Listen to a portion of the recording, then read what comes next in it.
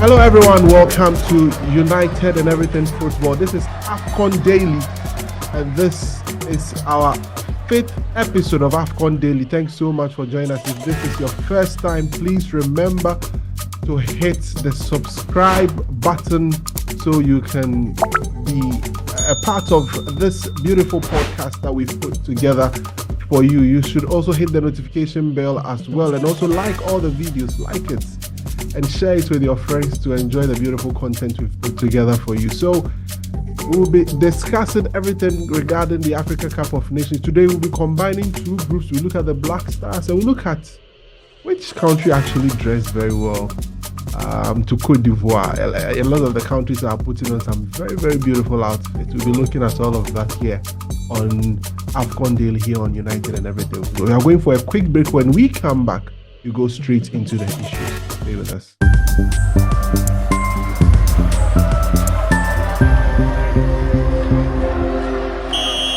All right, everyone. Thank you very, very much for joining us here on AFCON Daily here on United and Everything Football. I'm joined by a very, very good friend of mine, a seasoned journalist. I mean, he's covered a lot of these tournaments for us here on the African continent, being at the World Cup, always at the athletics. I don't know what's so interesting about athletics that he's always there. He's never missed any athletics competition. None but Fentuo Tahiru, Fentuo of Multimedia Group, joining us here on AFCON Daily. Fentuo, how are you doing, bro? Very well, brother. Very well. Good to see you. Finally. Good to see you. How are Good you? to see you. Good to see you. Good to see you. I'm doing You very, gave me very one well. of these jerseys before. Come again?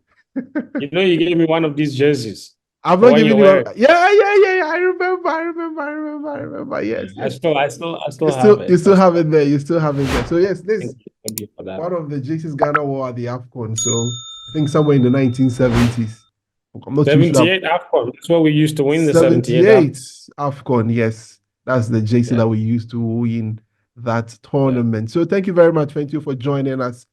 The AFCON is just some few days away. I mean, how is the euphoria like per your own? I mean, the way you are gauging the whole euphoria. How is it like for you?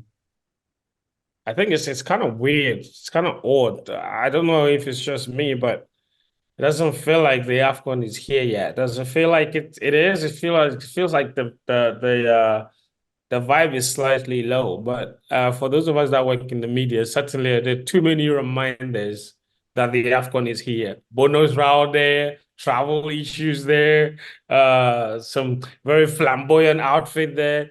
That's the charm of the AFCON. Those are the things that make the AFCON unique.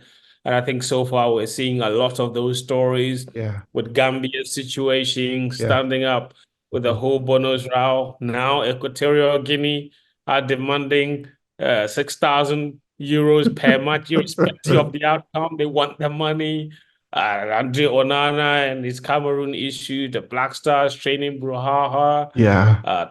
Issues Gambia's playing had to turn around. Like it's basically AFCON in its full glory. So I think when you look at everything happening around, you can kind of the AFCON is really here. Maybe the only reason I'm not feeling the vibe as much is perhaps because maybe for the first time in a while, Ghana are not seen as heavy favorites. So we're kind of managing our expectations a little bit. The last time I had Godfrey Akoto and I asked him a question, I asked him whether has there ever been a time where we are going into an AFCON and everyone in Ghana knows we are not going to do well. It's like everyone knows that this time around we know what we are going to achieve, so the hopes are not too high. I mean, you get people who are not so much into football but follow the Black Stars one way or the other, always asking you, we know we are not going to do well, right? They keep asking you all sort of questions as to where Ghana would be at the end of it. Yeah, it could work in our favor, though, don't you think? Maybe the underdog story. Well, normally when the chips are down, sometimes these are moments where people. I think I've heard Kwesi Appiah talk about, where people do not rate us, or periods where people do not rate us. That is where we go in and then show what we are Yeah. made of. And I think on this morning too, I had Lai Kingston make that same remark. Yeah. They seem to have some feeling. I mean, with what we see on our eyes, clearly things are not what we expect, but they have the Yeah. opinion that when people are underrating us, that's what we are likely to show. Well, but what do you make of the dressing? That's rolling. I've seen today. I saw that of Mauritania. I've seen that of Guinea, our own Black Stars, uh, Nigeria, except for Yeah. the other countries who decided to go with tracksuits. Yeah.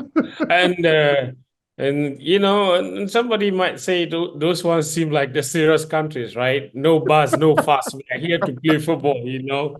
Is that a fashion In show? Morocco, tracksuit, that's it. Like we don't have time for no kaftan, no hats, fancy hats, no, or no agbada where the players are screaming attire, attire. You know. So but you know, I think, like I said, I love the AFCON for these reasons, you know. It has its very own unique charm. You don't get this at the European Yeah, Championships. Only the African teams will get you that, you know. I love the Black Stars outfit for sure. When they first came out with the the with only shorts, the kaftan and the shorts, shorts. people Yes, said they looked like prisoners. Somebody said they looked like you know, for SHS1 students. Another person, you know. But I think that was a really good surprise element that Kente, yes, because they hit that very well, because nobody anticipated that the Kente would come out, yeah, right? You yeah, know, but if you are anyone that has paid very good attention to Ghanaian outfits, the yeah, Ahinema should have told you, yeah, the leather style should have told you that that doesn't look like a complete outfit. yes, You know, maybe if they wore shoes, I would have probably concluded that this is maybe the full outfit, and then you could pass judgment on it. yes. I remember having a conversation with a colleague in the office, Nat, Mm-hmm. and we both agreed that it looks like there is a third element to this outfit. And lo and behold, once they arrived in Cote d'Ivoire, they pulled out that kente. And that was Exactly. really cool to see. Great demonstration of the culture. Yeah. I think it's one area the GFA have done really well from the World Cup, when they represented the North very well with the Yeah. smokes. Yeah. And then now with that kente element representing the Ashanti and combining it with that kaftan representing the Volta, is Yeah. really beautiful to see. It's left with the football. It's left with the Excuse me. football, but it's left with the Yeah. football. I mean, fashion wise, we are there. Somebody said, somebody said we've won the fashion AFCON. What about the real AFCON, the football AFCON? Well, Real AFCON. So let's quickly shift to I mean Real AFCON. And I want us to preview two groups today. We'll start with Group E, where has Mali, Namibia, South Africa, and Tunisia. I mean, you look at the teams in there. Tunisia, Yeah, for me, obviously, the standouts or the favorites. I mean, people talk about Mali, the kind of production line they've had over the years, but it hasn't translated at the top level. I mean, at the national yeah, team level. In the last 8 AFCONs, they've crashed out of the group stages 4 times. Um, yeah, I mean, you look at their track record in terms of the production, as I've earlier on reiterated, and you expect Mali to be doing a lot more better. Their coach coming into the tournament is saying that he wants Mali to be respected. They're not even thinking of winning it. He says he wants Mali to be yeah. respected. Perhaps they know themselves and what they are made of. What do you make of this group and who is coming out? There's South Africa and Namibia as well. Yeah, you know, I'll get to Mali in a bit, but Tunisia are one of those teams that, you know, every AFCON that they go to, everybody expects them to get out of the group, and their pedigree shows, you know. Yeah, Since winning the tournament in 2004, they've been to pretty much every other AFCON, really. And they always make it out of the group, you yeah, know, playing some very pragmatic football. They're one of those teams very difficult to beat. yeah, I think these days maybe they play slightly different football compared to the more exciting football that they yeah, played under Alan Jerez and more recently Henry Kasperschak. But yeah, I think when you look at the team that they are taking into this tournament, I think it's relatively a newer team. Maybe the more experienced member of this team being Youssef Insakni, yeah, one player that absolutely respect a lot. But I think ultimately they will miss Wabi Kazri, who obviously retired in 2022. Your very own Hannibal Mabry has also decided not to go to the tournament. And, I think they're also missing the São Paulo striker, Yes. Elias. He is also not going to this AFCON. So that is those are really big misses. However, I think they still got enough quality in that squad to cause a bit of an upset. The upset being, ultimately, I think they have said that they want to reach the semi-final, at least of the competition. Jalil Carter, you know his story. You know how he became the head coach of the team. Yes.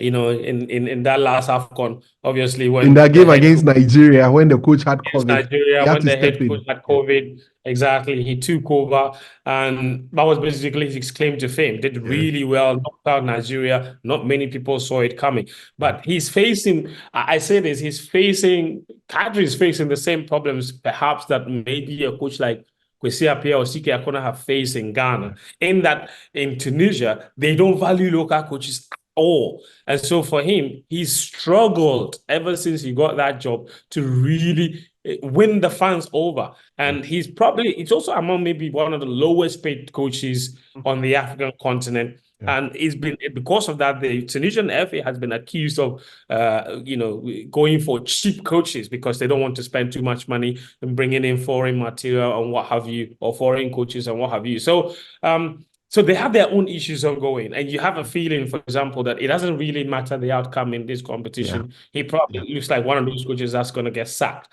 Having said that, I think there's still quite a lot of excitement in this Tunisia team, good enough for me to cause a bit of upset. They've still got the experience of Wydie Kensreda. You remember him, that right back, and you also remember the Al Ali left back, Ali Malul, very experienced. Exactly. Very experienced defender, still in this team. And then as a United fan, you would remember Elias Ashuri. United, all kinds of problems. Why are you trying to do that? Playing for FC Copenhagen, very good dribbler that can also cause all kinds of problems in this for this team. So I think ultimately I think they have a good pool. What they may be lacking is probably the experience of maybe the last squad, the experience of a player like Wabi Kazri, who seem to have been very synonymous. He and Imsakni, the two of them, seem to have been very synonymous with Tunisian football for the better part of the last 10 years, But I think for a fact, I expect Tunisia to get out of this group. Mali, on the other hand, this is a very difficult Mali team. You were spot on when you mentioned the kind of production line that they've had in the last few years and the 20 World Cup, quarterfinalists, semi-finalists, what have you. Somehow it still hasn't really worked out for them in the senior national team. Why is it that? Why is that the case? Qualifiers, they blaze through. I think they also have the same problems that Ghana had at some point, in that the transition from youth side to the senior team has not been great. And sometimes that has been perhaps the biggest problem with most West African countries. It even happened with Nigeria as well, where they do well at youth level and then it never really translates into top performances at the senior level. You look at Ghana, for example, some of our best youth football came in the 90s, and you're talking 1991, 1993, and yet a few years after that, we experienced some of our worst performances in the senior national team. 1994, 1996 AFCON, 1998, 2000, the worst period in some of the Black Stars' history came around a time when the products of our youth teams should have really been hitting peak, and it never really worked out. It's the same thing with Mali, in my opinion, and I think that is something that they need to really check. Unfortunately for them, they're also coming into this AFCON with a lot of injury crisis. I think you probably are aware Sheikh Dukure is not going to be there. Ibrahima Kone in particular will be a big miss for them. Because of his injury in particular, they don't even look like they have an out-and-out striker. So you wonder, where are the goals going to come from? Midfield might be the place where they can get the goals, in my opinion. And I think they still remain a decent team nonetheless. The expectations will be very high on Yves Bissouma, who is a completely new player, and Ange Postecoglou. I Postecoglou. thought Yeah. his performances have been superb. He's having a season to remember. And, it's very interesting story for him. He's an inspiration for the entire country, or any player really who plays local football right now in Mali, because he's one of those players that wasn't born in France or born in another foreign country. He started there, played local football there, and then graduated and moved all the way to the biggest league in the world. So you never really know. I think ultimately, Mali's problems might limit them in terms of their progress into the knockout stages, but I still fully expect Mali to make it out of this group. And that takes us into South Africa. Flattering to deceive. They've never really had a good team for the better part of I don't know how long. Ever since 1996, South Africa have never really had any good team. And this team in particular, I see what Hugo Bruce is trying to do. You know that more than half of the team is made up of players from Mamelodi Sundowns. So he's trying to create a template off of the Mamelodi Sundowns success, which is a smart thing to do, because we've seen teams do that and win competitions. Like, for example, in 2010, that's what exactly. Thank you very much. Spain basically mirrored their game after the Barcelona team, because they had a majority of players coming from there. And this Mamelodi Sundowns team has been very successful in the last few years. So why not? It really does make sense for Hugo Bruce to try and do that. I think, though, that they will miss Lyle Foster, who apparently is battling some kind of mental issues. And the players, a lot of people are questioning that, and nobody wants to question mental issues, mental illness these days. You don't really know the nature of it. So he definitely would be a big miss. I remember one of South Africa's former captains, Aaron Mokoena, asking why he's able to play in the Premier League, but he's he's opting not to play for South Africa. So big miss for sure. But I think there's still decent enough quality in that team. I think, for example, what's the name of the Al Ahly striker? Expectations should be Percy Tau. Expectations should be very high on him. He's probably their most high-profile player at the moment. Then you've got the Orlando Pirates duo, Zakele Lepasa. He scored a lot of goals this season. Evidence Makopa as well. South Africa's problem also is goal scoring. So they have all these players, but they just can't seem to find the goals. So, when they come up against Mali, which is their first game, it will be very interesting to see where the goals come from between those two teams. I think it will be exciting nonetheless. If I am to pick, I do not expect South Africa to make it out of this group, unfortunately. My tip, of course, would be Tunisia and, of course, Mali. Namibia are outsiders in this group. They had very good qualifying, didn't lose to Cameroon in 2 matches. And they have good experience. And for me, like, every time Namibia comes to mind, I always think of one player. Can you guess who that is? Tell me, Fentuo. Petrus Chitembe. You know why his name is like, why I'm always excited about him? If I say it, you'll be very excited. He played for Ashanti Gold. Oh, wow. Yes, he played for Ashanti Gold. Petrus Chitembe, a wonderful midfield partnership, I think, in their league winning season of 2015. So he's a player that I'm very familiar with, because at the time I was very deep into covering Ghana Premier League. Was in every venue. He was there around the same time that Emmanuel Osei was there when. So it was Oh yes, Osei Bafo, exactly. So very good player, very good midfielder, left-footed. You should watch out for him when Cameroon plays. All right. Very, very good player. Indeed. I don't think that Colin Benjamin's side have enough to get it out of this group. All right. Wow, that was a very comprehensive review of Group E. So let's go for another break. When we come back, we'll zoom straight to Group F and then we'll wrap up. We don't have enough time to talk about other issues, but we'll just quickly do Group F. So we are going for a break. When we come back, we'll continue. Stay tuned.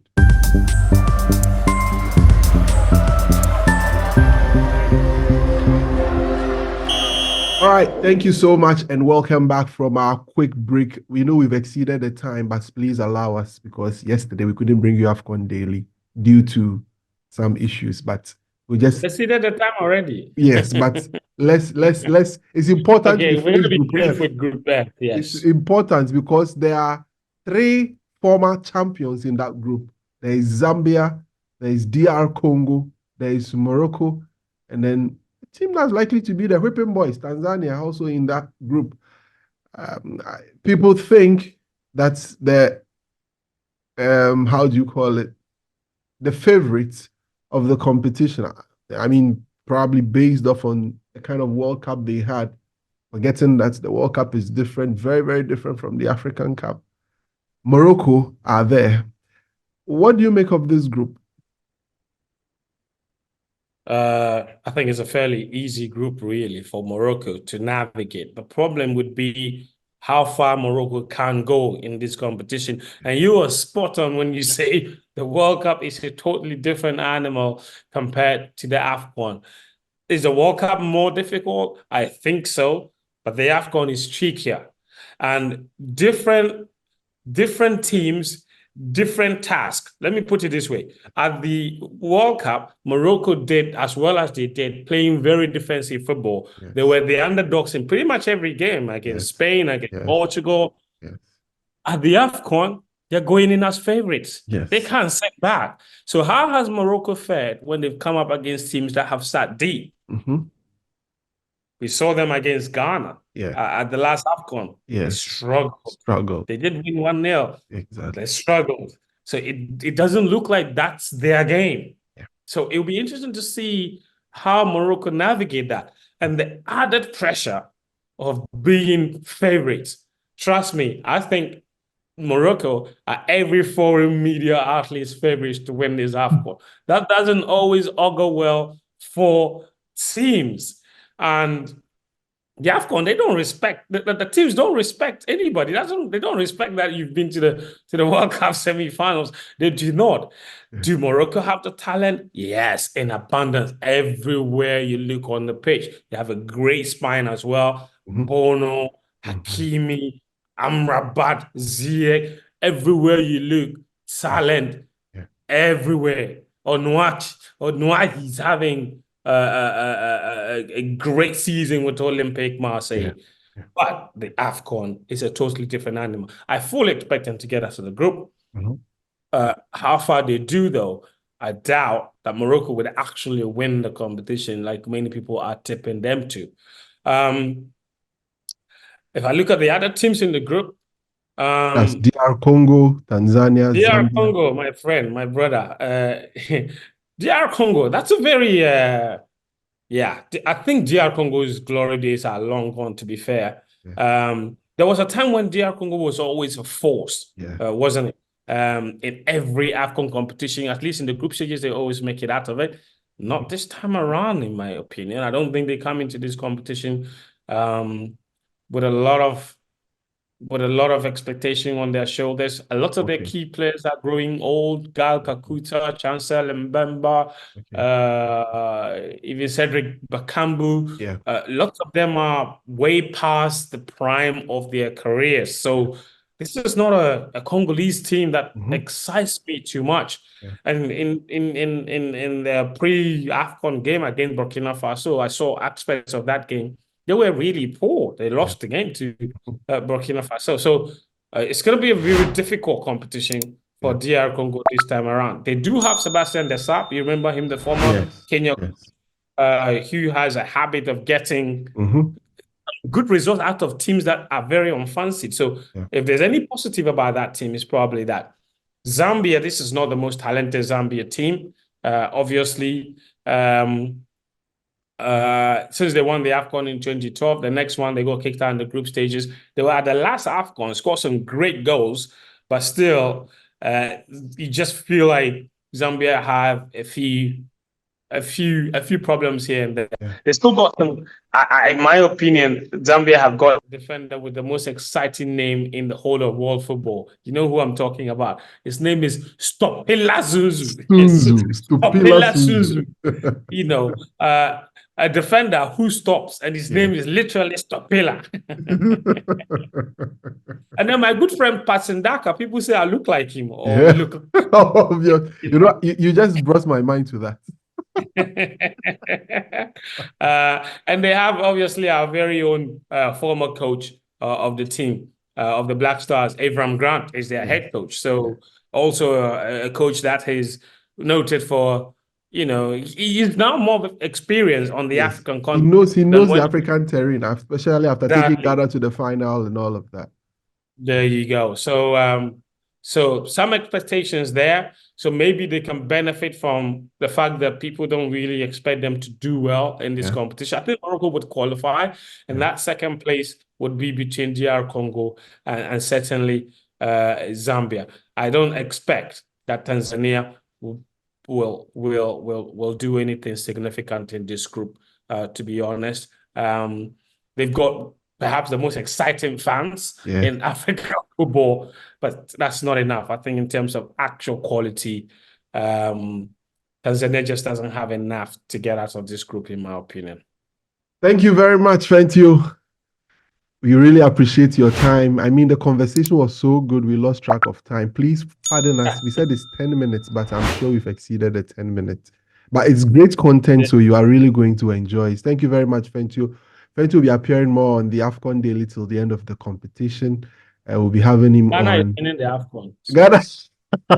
On that note, that's how we end AFCON Daily. Remember to hit the subscribe button and the notification bell every single time. We are out of here. Enjoy your time.